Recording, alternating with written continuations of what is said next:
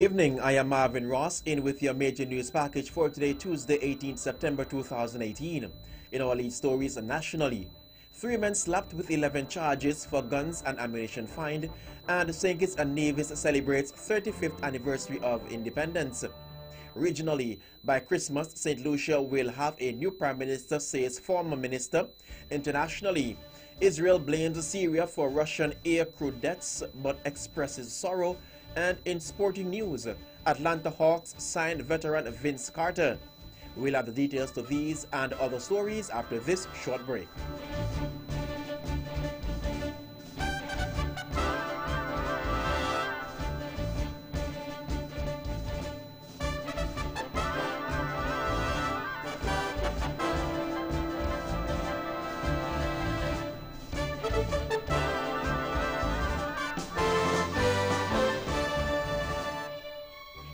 Another look. Different from how you've seen it before. Another look. Takes an in-depth look into business, politics, science, technology, religion, and more. Another look. Featuring documentaries from the BBC, regional features, and local ones too. Another look. Every Monday at 3 p.m. on the Eastern Caribbean's powerhouse, Vaughan.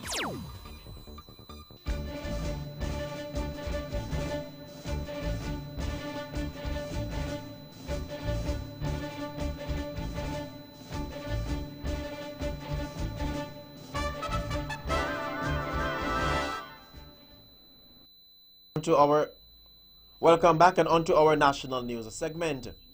The 3 men who were in police custody have been charged, have had charges laid against them in relation to a firearms and ammunition find by law enforcement authorities. Charged are Ishon Wilkes of Madhouse Harley, Newtown, Utendale White of Walwyn Avenue, Trafalgar Village, and Keenel Halls of Keys Village for the largest ammunition and second largest firearm find in the Federation. The men were slapped with 11 charges on September 15th. A police communique indicates that they have been charged with possession of cannabis with intent to supply, possession of ammunition to wit 88 45mm rounds, possession of ammunition to wit 86 40mm rounds, possession of ammunition to wit 43 9mm rounds, possession of ammunition to wit 37 7.62mm rounds, possession of ammunition to wit 33 38mm rounds, possession of a firearm to wit 138 Smith & Wesson revolver, possession of firearm to wit 1 Glock 27 pistol, possession of firearm to wit 1 Glock 26 pistol, possession of firearm to wit 1 Glock 21 pistol, possession of firearm to wit 1 Glock 22 pistol, and possession of firearm to wit 1 Glock 17 pistol. The firearms and ammunition were found during an operation the police conducted in Keys Village on September 12th. Another individual is being sought by police in relation to the matter. The find brings the number of firearms taken into police custody thus far for the year to 29. And the Federation of St. Kitts and Nevis will be celebrating its 35th anniversary of independence tomorrow, Wednesday, 19th September 2018. The celebration will be held under the theme Love, Service, Patriotism and Pride, Independence 35. The Twin Island nation gained its independence from the British in 1983 after being under its rule for 493 years. Premier of Nevis, the Honorable Mark Brantley, will address the island in his capacity of Premier for the first time on this momentous occasion. Activities planned for the day includes the annual Independence Ceremonial Parade to be held on both islands at the El Comido T. Willett Park on Nevis and at Warner Park on St. Kitts beginning at 9 a.m. There will also be the Deputy Governor General's cocktail hosted by the Deputy Governor General, Mrs. Hailita Liburd, at Government House beginning at 7 p.m. As St. Kitts and Nevis continues to play its role in keeping the oceans clean, the Nevis Historical and Conservation Society, NHCS, is moving to reduce pollution of the seas. The society is taking steps to ban the use of plastics here on the island. Acting Executive Director of the Society is Mrs. Pauline Gunjuri. We are very happy to note that some months ago, the Premier of Nevis opened a dialogue where people should begin to discuss about the importance of banning plastics. We decided to use the current data for 2018 to influence the government to make a decision. We've talked to several hotels and supermarkets, and they're ready for the ban. So I think it's a question of putting our minds together as stakeholders and creating an environment under which the government will be able to enact a law. A United Nations UN report earlier this year found that less than a tenth of all the plastic ever made has been recycled, and governments should consider banning or taxing single-use bags or food containers. Caribbean territories such as Antigua, Guadeloupe, and the Bahamas have already banned the use of plastics in their countries. The executive director pointed out that the banning of the use of plastic will have a positive impact here in the Federation. I think when a country bans plastic use, it saves marine life, it keeps that country environmentally clean, and we have found that in countries where the ban is effective, people have gone back to using their throw bags or cloth bags. It's not complicated. And once the supermarkets are cooperating, the buyers shouldn't have a problem. The acting executive director of the NHCS, Mrs. Pauline Gunjuri. And the Nevis Historical and Conservation Society, NHCS, held its 26th annual coastal cleanup on Saturday, 15th September 2018. The society is still assessing the items collected, and museum attendant and understudy archivist Aquila Bendito provided this information as to some of the items that were collected in the St. Paul's area. For St. Paul's Parish, we have the most likely find items. We have beverage bottles, the plastic bottles. We have over 1,141 collected, and glass bottles, beverage glass bottles. We have 273, beverage cans, 303, glossy plastic bags, 142, other plastic bags, 804, paper bags, 267, cups and plates that are paper, 20, cups and plates that are plastic, 251, cups and plates that are foam, 25, forks, knives, spoons that are 103. That the Nevis Coastal Cleanup is Nevis's main contribution to the International Coastal Cleanup each year. And I do apologize, the Independence Ceremonial Parade will be held tomorrow beginning at 8 a.m. And police on St. Kitts are investigating an incident surrounding the untimely death of a man in St. Kitts. As St. Kitts and Nevis engaged in celebrations yesterday, Monday 17 September, to mark National Heroes Day, which was observed on Sunday 16 September 2018, one individual lost his life at sea. The incident occurred at Freres Bay at the southeast peninsula, where 60-year-old Paul Mitchum of Keon, St. Kitts experienced difficulty while at sea. Reports indicate that he was pulled out of the water by a family member, and the Emergency Medical Service EMS was called to the scene but was unable to revive Mitchum after performing cardiopulmonary resuscitation (CPR). The district medical officer was summoned and Mitchum was pronounced dead at the scene. An autopsy is expected to be performed shortly. Investigations into the matter are ongoing. Deputy Speaker of the St. Kitts Nevis National Assembly, the Honorable Aquila Byron Nisbet, is currently attending the 15th Parl-Americans Plenary Assembly in Canada. The Deputy Speaker, the Honorable Byron Nisbet, along with parliamentarians from across the Americas and the Caribbean, participated in the conference, which was held from September 9th to the 12th, 2018. It focused on fostering inclusion as an integral component of economic and social growth and of responsible political disclosure in the hemisphere's country. The conference was hosted by the Parliament of Canada and explored how parliamentarians can ensure that all people can fully access the resources, opportunities, and rights that will enable their equal contribution to the sustainable development of their communities. MP Nisbet also indicated that she will meet with Canadian MPs in an effort to assist with the rebuilding of relations with Canada since losing visa waiver status in 2014. No show. That's how St. Kitts and Nevis' Prime Minister Dr. The Honorable Timothy Harris describes St. Kitts and Nevis Labour Party's SKNLP absence at the National Heroes Day ceremony held on Monday morning, September 17th. Monday's celebration of the nation's heroes saw the unveiling of statuses of all 5 national heroes, namely the late Right Excellencies Sir Robert L. Bradshaw, Sir C.A. Paul Southwell, Sir Joseph N. France, and Sir Simeon Daniel, as well as the Right Excellent and Right Honorable Sir Kennedy A. Simmons, the only living national hero. He was quoted as saying, "In an era of appreciation and pursuance of togetherness and unity, the absence of the opposition Labour Party at his national event shows their persistence in their pursuit of petty politics of the past. The National Heroes Day ceremony was not about partisan politics, it's about honoring our heroes," end quote. He also said that it was not just honoring to the heroes, but to their families as well.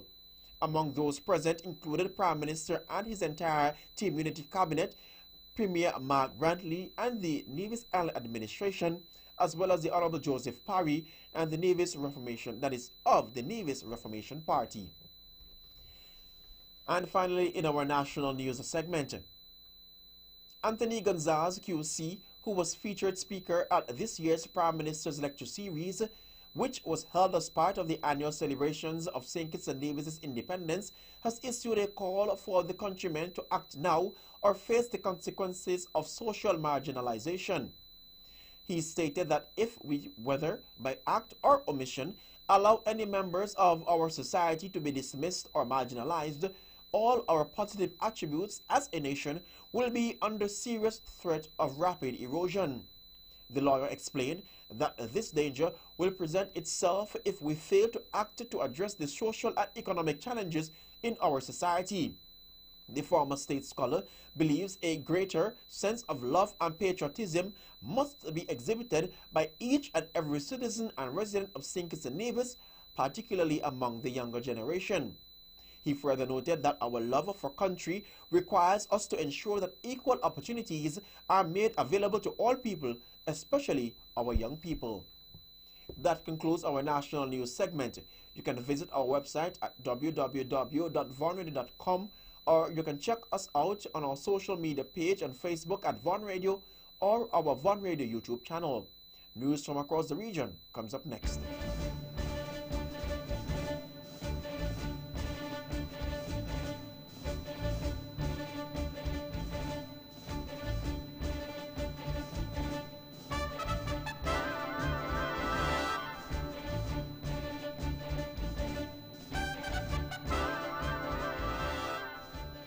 Home. It means something different to everyone. It's a place you love, a place as unique as you are, a place where you can be yourselves, a place for life's big surprises, and not to mention the small ones. Moments to cherish and moments that last a lifetime. It's a place for nurture and a place where you can grow together. It's home. So whether you're building, purchasing, or renovating, the Bank of Nevis is here to open the door, giving you the confidence to dream and the help you need to get there with a mortgage loan from the Bank of Nevis. The Bank of Nevis Limited, improving the quality of life.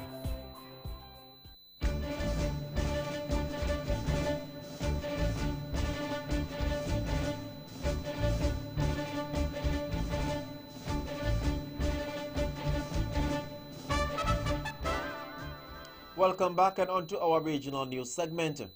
Out of St. Lucia, a former government minister in the previous United Workers Party UWP administration believes there will be a change in leadership long before 2021. Richard Frederick stated last Sunday during a protest march organized by the opposition St. Lucia's Labour Party SLP, and he, and I quote, "says for Christmas there will be the installation of a new prime minister," end quote, and he will lead the charge. The current UWP administration is headed by Prime Minister Alan Chasney, who is facing a number of pressing national issues and related voter dissatisfaction. Frederick indicated his support without hesitation for opposition leader Philip J. Pierre, who that is to become Prime Minister.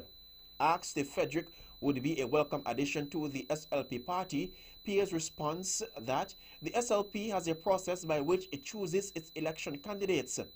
Anybody who wants to run for the SLP has to go through the process, end quote. Frederick, a former parliamentary representative for Castries Central and now one of Chasney's fiercest critics, has been speaking of throwing his hat in the political ring again for quite some time. The next general elections in St. Lucia are constitutionally due in 2021. And in news out of Barbados, government is considering merging or partnering the state-owned Barbados Agricultural Management Company Limited, BAMC, with the Barbados Sugar Industry Limited, BSIL, as it seeks to fully privatize the sugarcane industry. Moreover, Barbadians will have an opportunity to own shares in the newly formed entity, which should come on stream within 5 years. Minister of Agriculture and Food Security, Inda Weir, said government could no longer subsidize the BAMC to the tune of $12 million, that is $12 million Barbadian dollars, under the current International Monetary Fund arrangement, so the company would have to find a way to bridge that financial gap. Weir cited additional opportunities that would be created through the rebirth of the sugarcane industry, such as entrepreneurs becoming involved in the direct packaging and consumption of sugar, and rum distilleries producing more rum using local inputs. He added there was a high demand for locally produced rum, adding that it was being sold for a premium in markets such as the United Kingdom. And disorganized showers and thunderstorms extending from west of Jamaica to eastern Cuba and Hispaniola, associated with the remnants of Tropical Storm Isaac, are expected to bring heavy rains and gusty winds to the area during the next couple of days.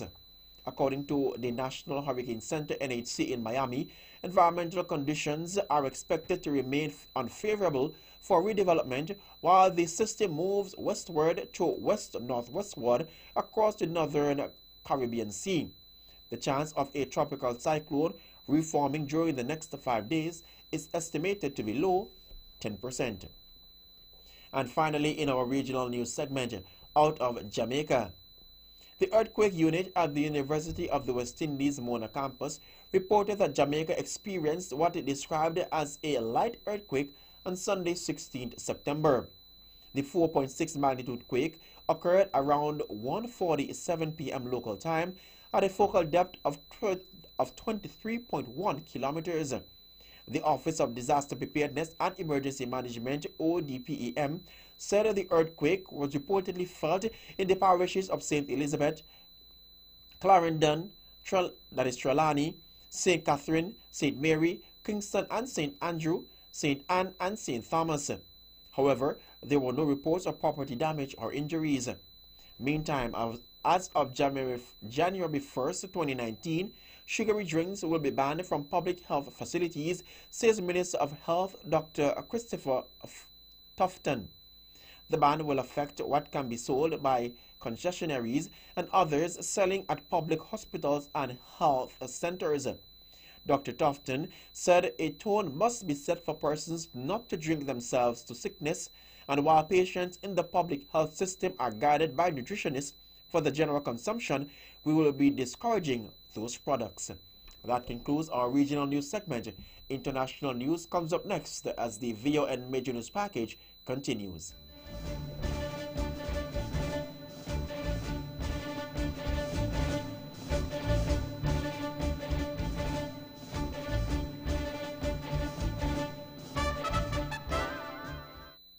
Back and onto our international news segment. Israel says Syria is to blame for the deaths of 15 Russian aircrew shot down by Syrian forces after Israel launched an air raid in the city of Latakia. Israel expressed sorrow for the deaths but blamed extensive and inaccurate Syrian anti-aircraft fire. Russia initially blamed irresponsible Israeli actions, but President Vladimir Putin said on Tuesday it was a chain of tragic accident circumstances. Here is more in this report. Of tweets, the Israeli militaries expressed sorrow over the death of 15 Russian servicemen on board the plane, which was accidentally shot down by Syrian anti-aircraft fire as Israeli jets attacked targets in Syria. In an unusually detailed statement, the Israeli military said the Russian plane was not within the area of the operation, but it was hit after Israeli jets were already back in Israeli airspace. This contradicts Moscow's assertion that Israel used the Russian plane as cover and only gave a minute's warning of the raid. That has led to Russia warning Israel of possible repercussions. And South Africa's highest court has legalized the use of cannabis by adults in private places. Pro-marijuana activists have cheered in the public gallery and chanted, "Weed are free now," when the Constitutional Court gave its landmark ruling. South Africa's government had opposed its legalization, arguing the drug was harmful to people's health. Here is Deputy Chief Justice Raymond Zondo announcing the unanimous judgment. It would not be a criminal offense for an adult person, A, to use or be in possession of cannabis in private for his or her personal consumption in private, and to cultivate cannabis in a private place for his or her personal consumption in private. And German car makers BMW, Daimler, Audi, Porsche and Volkswagen are to face EU inquiry for allegedly conspiring to restrict diesel emissions treatment systems. The European Commission said it was investigating whether they agreed to limit the development of systems to reduce harmful emissions. It said that if proven, they could mean that consumers have been denied the chance to buy less polluting cars. The firms were raided in 2017 as part of Commissioner's earlier inquiries. With more details on the investigation, Theo Leggett reports. Such a strategy, it says, may have denied consumers the opportunity to buy cleaner cars, even though the technology to make them already existed. Last year, the Commission carried out raids on a number of sites belonging to the car makers as part of its initial inquiry. If the allegations are proven, they could face heavy fines. The manufacturers themselves have emphasised that they're cooperating with the Commission and have pointed out that the existence of an investigation does not imply guilt. And finally, in our international news segment, as flooding continues to inundate North Carolina, the death toll from Florence has risen to at least 31, with 24 deaths confirmed in North Carolina. The state's Governor Roy Cooper said on Monday that the epic storm was still an immediate danger as rivers reached major flood levels. The coastal city of Wilmington became an island amid heavy floods following the storm. Officials have warned evacuated residents to stay away. At a news conference on Monday, Governor Cooper said catastrophic flooding and tornadoes are still claiming lives and property across the state. Meanwhile, a citywide curfew was extended after 5 people were arrested on suspicion of looting. That concludes our international news segment. The latest in sports comes up next.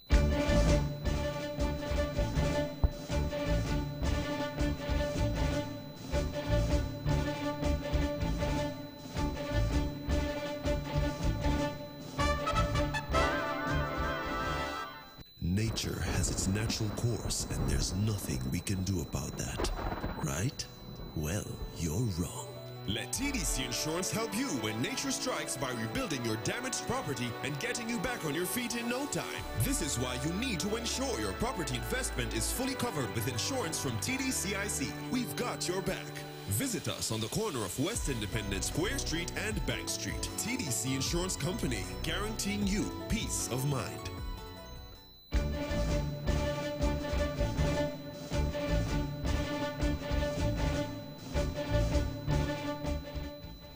Welcome back, and now the latest in sports and basketball news. The Atlanta Hawks Basketball Club has signed guard Vince Carter.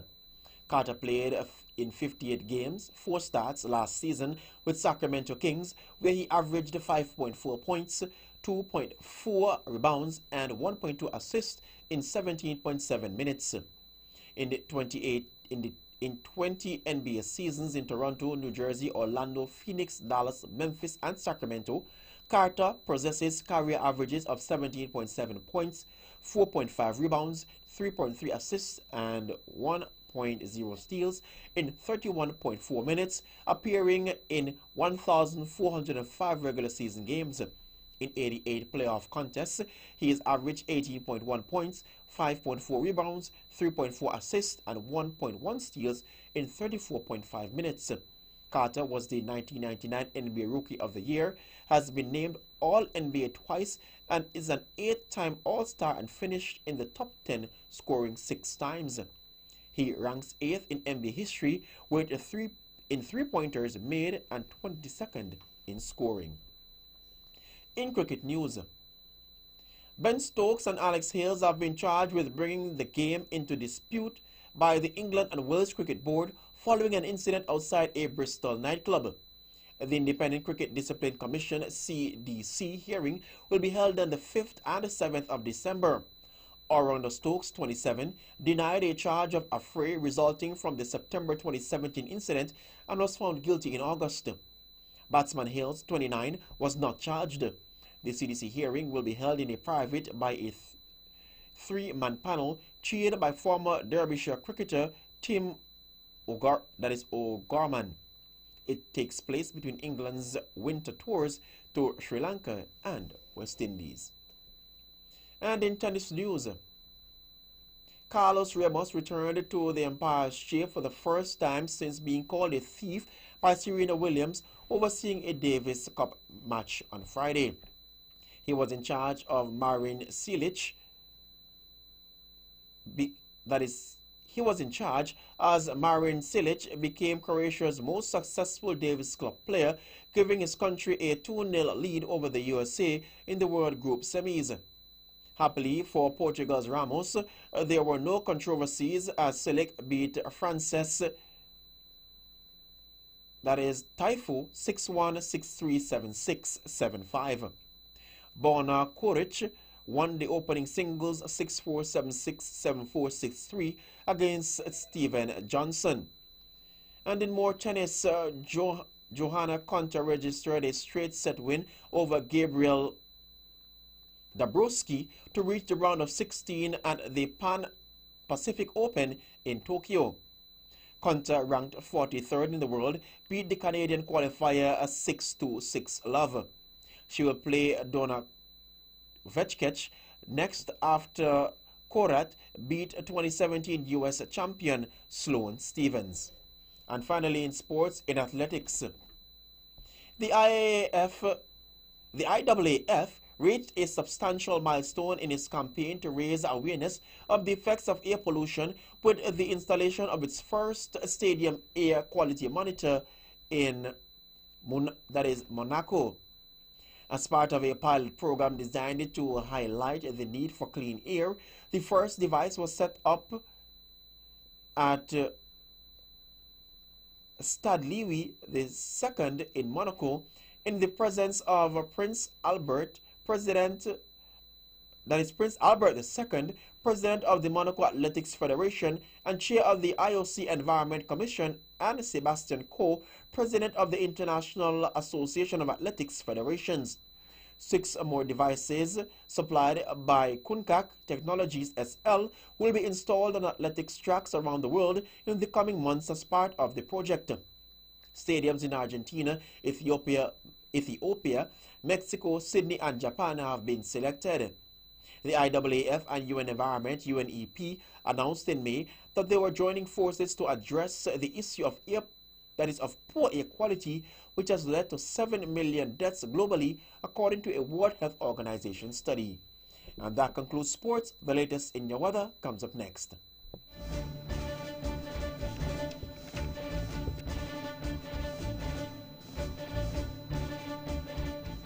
And tonight, partly cloudy with a 40% or moderate chance of showers. Tomorrow will be partly sunny with a 50% or moderate chance of showers. The winds are east at 15 to 28 kilometers per hour or 8 to 15 knots. Seas are moderate with significant wave heights of 1.8 meters or 6 feet. Small craft operators should exercise caution, and your sunrise for tomorrow will be 1 minute before the hour of 6 o'clock. And that's how we wrap up our major news package for today, Tuesday, 18 September 2018. But before we go, let's take a look at the headlines once again. Nationally, 3 men slapped with 11 charges for guns and ammunition fined, and St. Kitts and Nevis celebrates 35th anniversary of independence. Regionally, by Christmas, St. Lucia will have a new Prime Minister, says former minister. Internationally, Israel blames Syria for Russian aircrew deaths but expresses sorrow. And in sports, Atlanta Hawks signed veteran Vince Carter. On behalf of the rest of the news team, I am Marvin Ross, wishing you a pleasant evening.